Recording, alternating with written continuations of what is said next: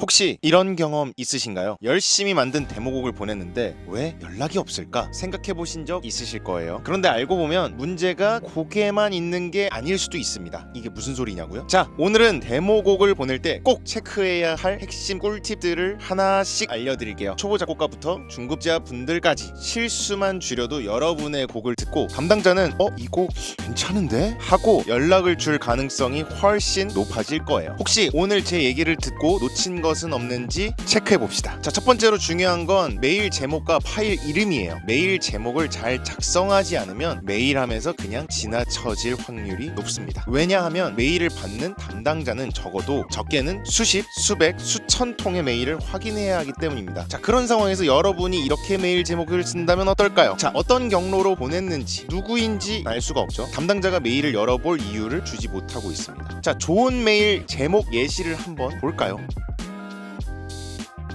왜 이거는 좋다고 제가 표시를 해놨을까요? 일단은 자신이 누구인지 그리고 무엇 때문에 메일을 보냈는지 목적이 제목에서 명확하게 드러납니다. 국내나 해외에서도 이거를 놓치신 분들이 많고 꼭 체크하셔야 돼요. 그만큼 첫 번째로 메일 제목 꼭 신경 쓰셔야 합니다. 다음으로 중요한 건 파일 형식과 파일 이름입니다. 가끔 데모곡을 웨이브 형식으로 보내시는 분들이 굉장히 많은데요. 회사에서 메일을 받는 담당자 입장에서 불편함을 줄 수도 있습니다. 그러면 왜 mp3로 보내야 할까요? 일단 첫 번째로 파일 크기의 문제가 있죠. 웨이브 파일은 일단 크기가 너무 크고 다운로드나 전송이 느려지기 때문에 별로 추천하지 않습니다. 다만 반대로 mp3 파일은 용량이 작고 빠르게 다운로드와 재생이 가능하죠. 그렇다면 담당자분께서 빠르게 여러분의 음악을 듣는 시간이 줄어들겠죠. 사소하지만 굉장히 큰 이유입니다. 자, 두 번째는 담당자님의 현실적인 환경인데요. 담당자분들은 이제 메일을 열어서 곡을 확인을 해야 할 때 사무실에 있기도 하시지만 이동 중에 들을 확률도 굉장히 높습니다. 저 같은 경우에도 이동 중에 듣는 경우가 꽤 많아요. 그래서 뭐 지하철이나 차량 이동, 출근길 다양한 환경에서 곡을 이제 확인을 하는데 파일 용량이 너무 크면 다운로드를 받다가 지연이 돼요. 요즘 같은 5G 시대라고는 하지만 여러분들도 알다시피 속도가 가끔은 빠르지 않죠.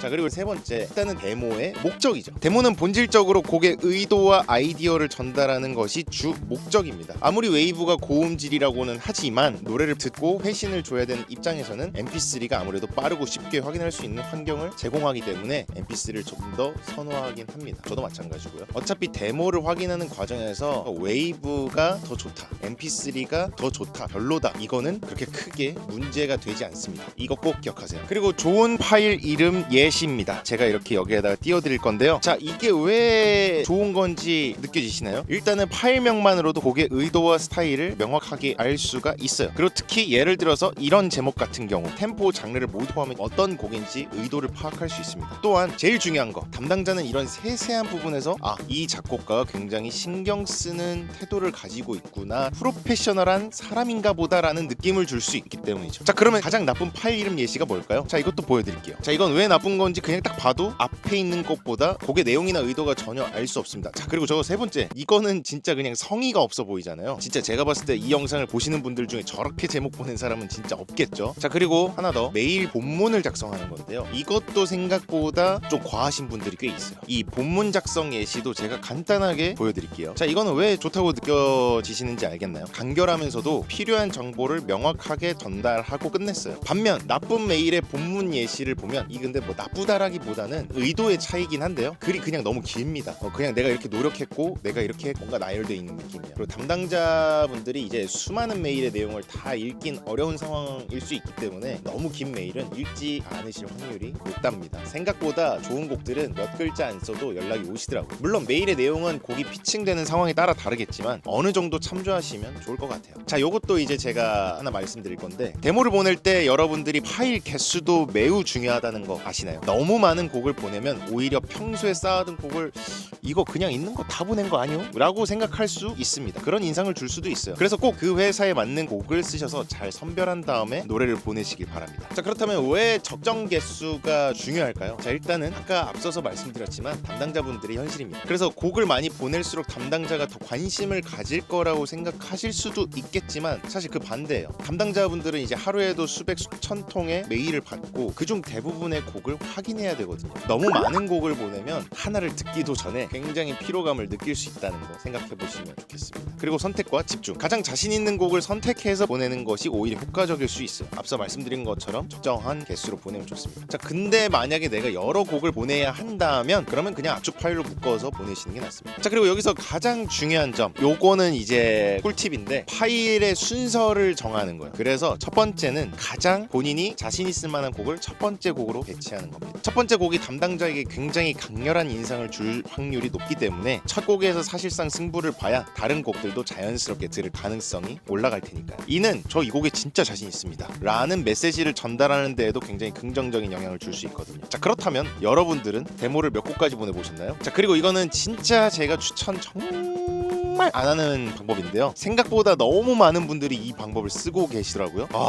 근데 이거 진짜 정말 제가 추천 안 하거든요. 바로 이건데요, 이거 안 읽고 넘길 확률이 거의 99.9%, 뭐 조금 양보해서 98% 정도라고 보시면 됩니다. 바로 구글 메일인데요, 수백 곡이 오는 이 상황에서 굳이 액세스 요청을 해서 다시 그 메일을 찾아서 다시 들을 일은 없다고 생각하셔야 됩니다. 근데 이렇게 해서 요청이 와서 곡을 들어주시는 분은 진짜 절해야 돼요. 그분 진짜 천사입니다.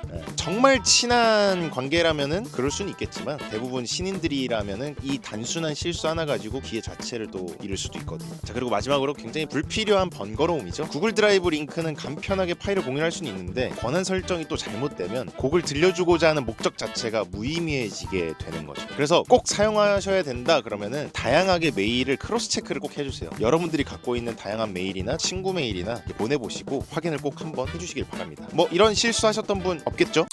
자, 마지막입니다. 완성본과 이제 디테일이죠. 자, 이제 마지막으로 진짜 이렇게 메일을 잘 보냈다고 하더라도 여러분 제일 중요한 건 역시 곡이겠죠. 그렇기 때문에 최종 체크를 하실 때 완성도와 디테일은 절대 간과할 수 없는 요소입니다. 곡이 아무리 좋아도 보내는 과정에서 디테일을 놓친다면 좋은 결과를 기대하긴 진짜 어려워요. 그래서 제가 꼭 이 정도는 그래도 신경 쓰시라는 의미에서 체크리스트를 몇 개 준비했습니다. 자, 일단은 회사의 스타일과 아티스트에 맞는 곡인지, 최근 K-팝은 또다시 트렌드가 바뀌어가고 있는데요, 현재 트렌드가 잘 반영되어 있는 곡인지도 꼭 확인해 보시고요. 자, 그리고 제일 중요한 것도 가이드 보컬입니다. 요즘은 보컬의 음색은 트렌드에 따라서도 곡에 따라서도 굉장히 큰 부분을 차지하고 있어요. 가이드 진짜 중요합니다. 노래 잘하는 가이드 보컬도 잘 구해야 되고, 그냥 멜로디만 녹음했다가 아니라 정말 디테일하게 디렉도 정말 잘 보셔야 돼요. 그냥 온라인 맡겼는데 그냥 데모 만들었어요 이런 거보다는 진짜 디테일 하나하나 잘 챙기셔야 됩니다. 아니면은 주변에 있는 프로 작곡가 지인이나 혹은 선생님들한테 데모의 퀄리티, 보컬의 퀄리티가 어디까지 가야 되는지 꼭 물어보시고요. 자, 그리고 마지막으로 역시 데모에서 가장 중요한 게 믹스겠죠. 데모 믹스. 물론 음반 퀄리티까지 만들어 내시는 분들도 있지만 정말 데모 컨셉에 맞게 그리고 기획에 맞게 포인트를 잘 잡고 믹스하시는 분들이 꽤 많습니다. 그래서 여러분들이 이 데모, 이 곡이 내가 보내려고 하는 회사 그리고 아티스트에게 이 기획과 컨셉에 맞게 믹스가 굉장히 잘 의도가 전달됐는지, 물론 소스도 잘 골라야 되겠지만요, 그러면서